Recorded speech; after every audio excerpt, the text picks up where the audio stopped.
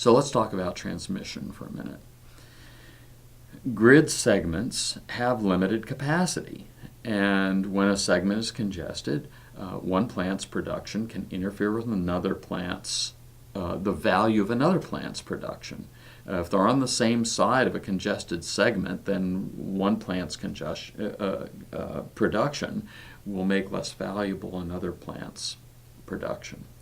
Another way of looking at it from the other side is that a load pocket is an area where local demand must be met by local generation due to congestion.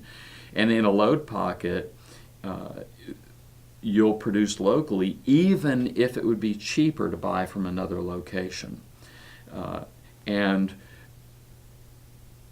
a more subtle but equally big problem is that in a load pocket, a local plant can have significant market power.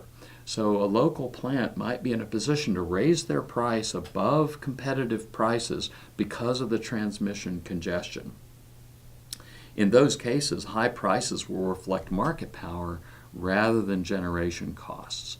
So we'll be in a situation, let me go to my little marker here. We'll be in a situation where prices don't reflect the marginal cost of electricity, but actually reflect the market power of power plants in a small, non-competitive load pocket. So this violates the marginal cost pricing story that has been so important in our earlier discussions.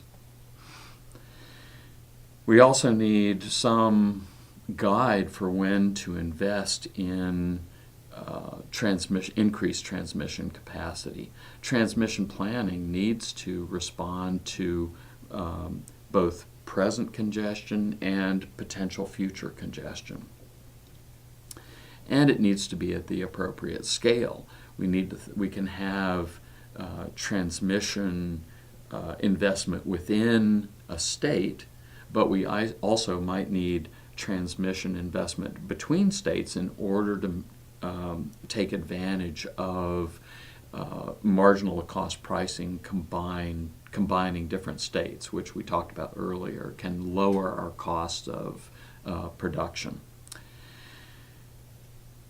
And planning for future transmission investment is complicated because generators in load pockets can profit from congestion. So the generators themselves won't have incentive to invest in increased transmission capacity if they can profit by raising prices during congested periods.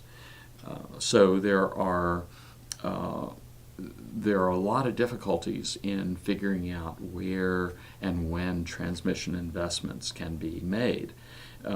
Also, another thing to think about is the relationship between renewables and transmission investment is quite complicated. Distributed power can increase or decrease the need for grid enhancement. So you can think about adding renewable resources to a load pocket where those resources would be most available at the time when transmission is most scarce. Well, that would reduce market power within the load pocket. That would reduce pricing power within the load pocket. On the other hand, if you have a load pocket where you have a lot of one kind of renewable resource that's available during one period of time but not during another, that might result in there being a concentration of market power when those renewable resources aren't there. So renewable resources, because of their intermittent nature, have different requirements in terms of thinking about what we need in terms of investment in new transmission capacity.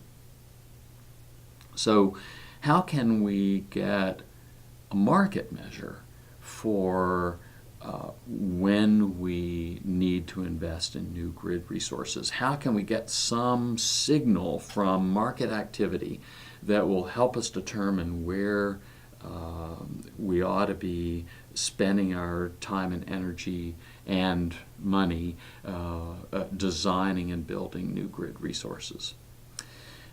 If there's congestion, the marginal cost is going to be set by different generators in different regions, right? If you have congestion, then, and you hit the congestion constraint, then you can see how marginal costs might get different between your localities, because there's no way for a low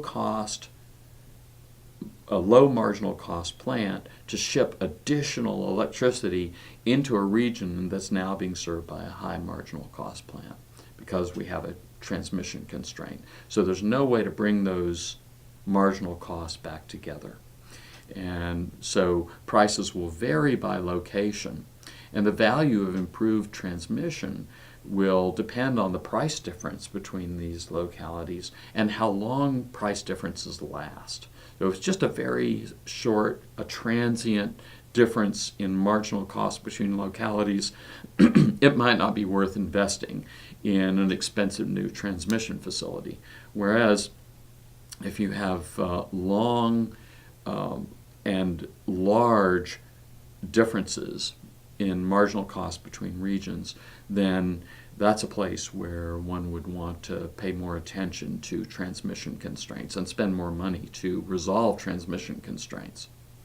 So one solution to developing signals, price signals for the value of transmission constraints, is to generate an asset that reflects the value of transmission. And so as a segment of transmission gets more and more congested, the value of owning some of that transmission capacity will get greater and greater.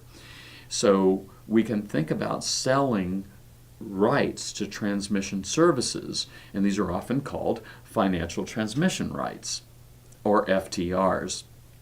And financial transmission rights are just what they say. It's the right to use some of the transmission capacity for a given amount of time. And the more congested a local transmission link is, the higher the value of financial transmission rights. And the price will depend on the losses to the parties on either side of the congestion. The more parties would tend to lose from the congestion, the more they'll be willing to pay for a share of ownership of that transmission capacity.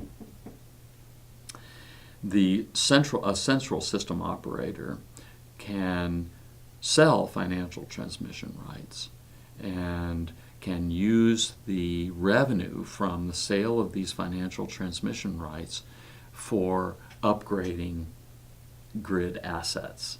And the greatest revenue will come from the places that have the greatest need for, the greatest value for upgrading grid services.